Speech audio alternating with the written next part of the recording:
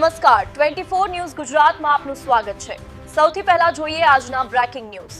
રાજ્યમાં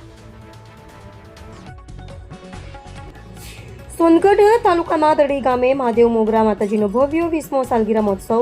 સોનગઢ તાલુકાના દડી ગામે આવેલા મહાદેવ મોગરા માતાજી મંદિર ખાતે આજરોજ 20મો સાલગીરા મહોત્સવ શ્રદ્ધા અને ભક્તિભાવ સાથે ઉજવાયો। છેલ્લા 2 દાયકાથી વિરત ચાલતી આવી રહેલી આ પરંપરામાં દર વર્ષે મોટી સંખ્યામાં ભાવિક ભક્તો હાજરી આપે છે। મહોત્સવ નિમિત્તે વહેલી સવારથી જ મંદિર પરિસરમાં પૂજા અર્ચના અને વૈદિક મંત્રોચ્ચાર સાથે હવન યોજાયો હતો। બાદમાં મહાપ્રસાદીનું આયોજન કરવામાં આવ્યું હતું, જેમાં દરડી સહિત આસપાસના ગામોના 5000થી વધુ ભક્તોએ ભાગ લીધો હતો।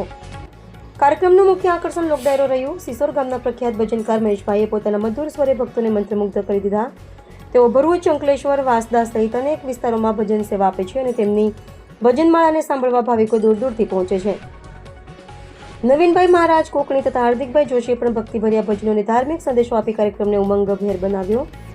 આ પ્રસંગે શીલાબેન માતાજી પાસે ભક્તોએ વિશેષ શ્રદ્ધા સાથે દર્શન કર્યા। સ્થાનિક માન્યતા મુજબ અહીં કરેલી પ્રાર્થનાઓથી અનેક લોકોના કામો પૂર્ણ થતા હોવાની ભક્તોમાં આસ્થા છે।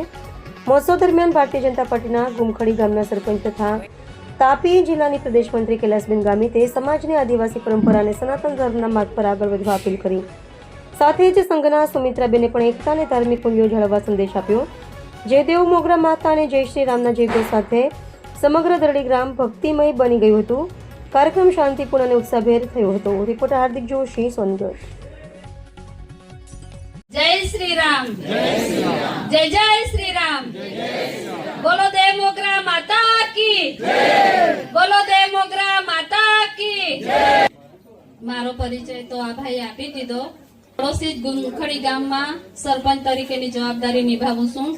સાથે સાથે ભારતીય જનતા પાર્ટી અત્યારે જ એકાદ મહિનો થયો, 22 તારીખે મને ગુજરાત પ્રદેશ મંત્રીની જવાબદારી મળી અને પડોશી જ મારા બાજુનું ગામ કહું તો મારું જ ગામ અને શીલાબેન વારંવાર મને પત્રિકા આપવા માટે દેવ મોગરા માતાનો જયકાર્ય કરીએ।